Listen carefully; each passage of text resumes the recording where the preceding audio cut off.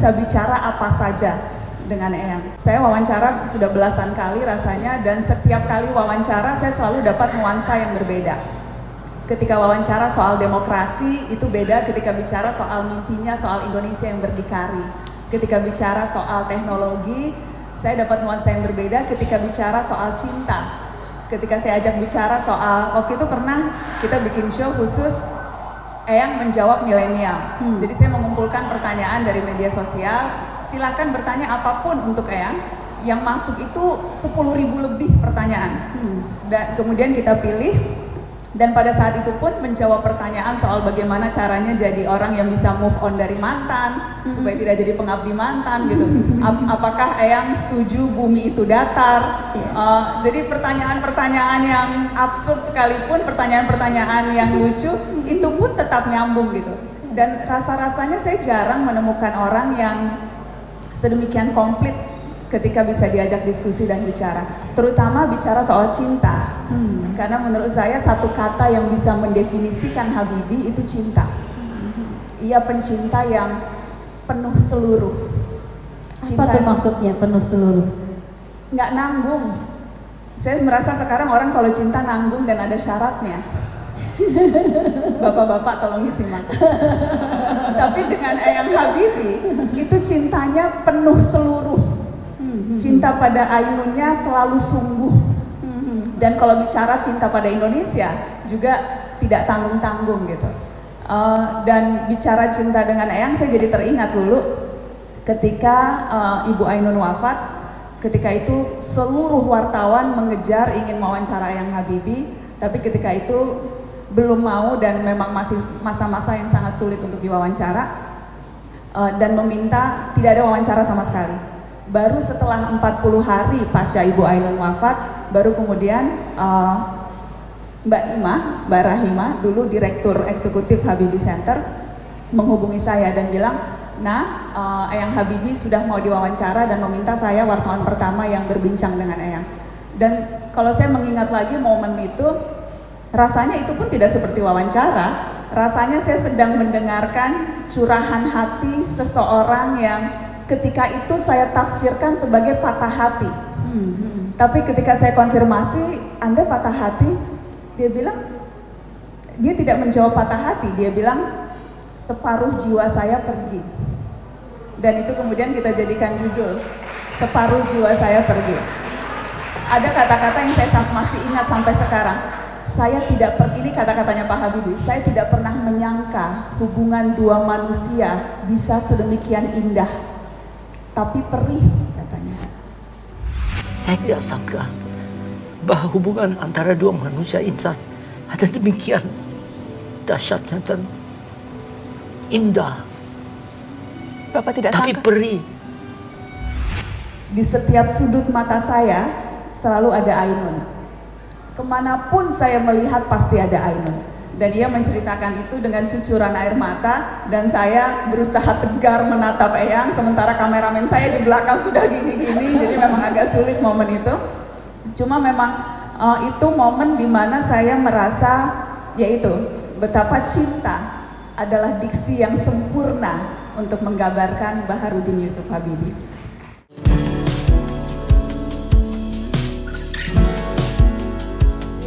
Pak Habibie bilang ada dua jenis cinta, jadi saya belajar cinta dari Pak Habibie.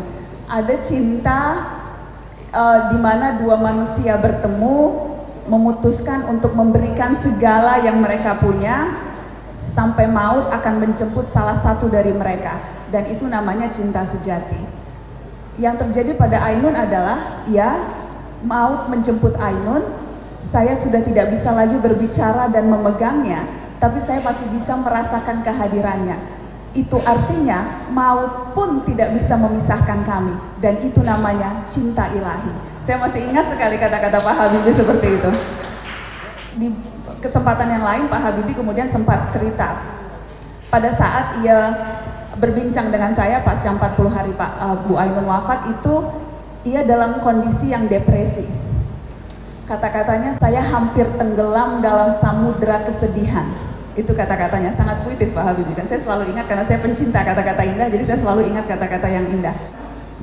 Pilihan pilihannya untuk menuliskan buku itu pilihan dia untuk bisa selamat dari kegilaan.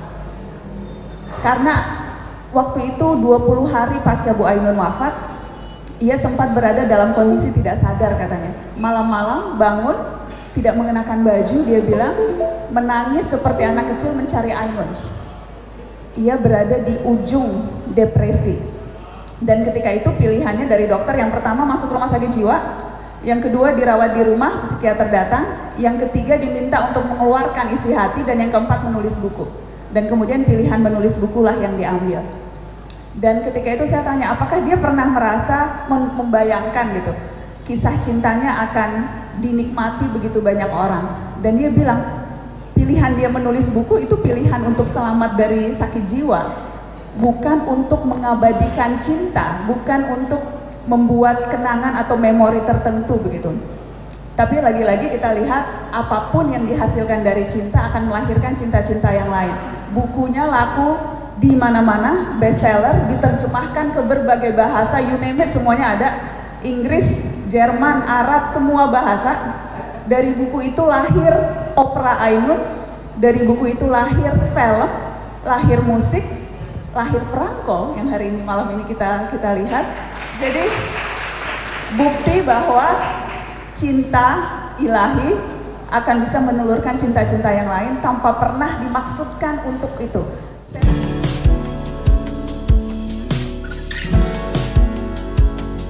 Saya mimpi, saya lagi syuting, terus saya lagi pidato adegannya, terus tiba-tiba saya merasa saya mendapatkan suaranya Bapak gitu. Maksudnya saya bisa memproyeksikan hampir mirip suaranya Bapak gitu. Habis itu saya tiba-tiba kirim jam 3 pagi itu, saya kirim voice note, saya bangun, saya langsung baca skenario-nya lagi, saya kirim voice note-nya ke Mas Hanung. Mas, saya mundur apa enggak ya, tapi kayaknya saya perlu ketemu Eyang lagi deh.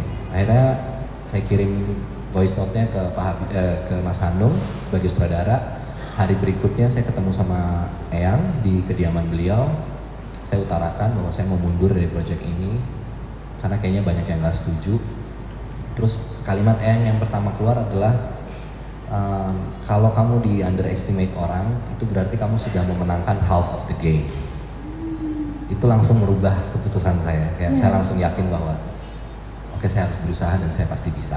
Gitu. Adalah waktu Eyang bercerita pada saat awal pernikahan Eyang Habibie dan Eyang Ainun, ternyata Eyang Habibie bertanya kepada Eyang Ainun, yang mau maju kamu atau saya, karena kamu lebih pintar dari saya atau apa, something like that gitu. Terus saya juga, kalau kamu yang maju, it's okay, I can stay home and take care of the kids or something like that. Dan itu tuh membuat aku sangat berpikir tentang support dan respect dan equality dan semua hal itu yang diberikan oleh Eyang Habibie kepada Eyang Ainun, dan bahwa itulah cinta yang sesungguhnya, benar-benar mutual respect dan memberikan kesempatan dan juga sangat menghargai pengorbanan yang akhirnya diberikan gitu, apapun itu, bahwa perjalanan itu perjalanan menjadi dokter, perjalanan semua itu gitu, and itu yang menjadi sebuah pelajaran penting buat aku dalam mungkin nanti berhubungan dan memiliki pasangan.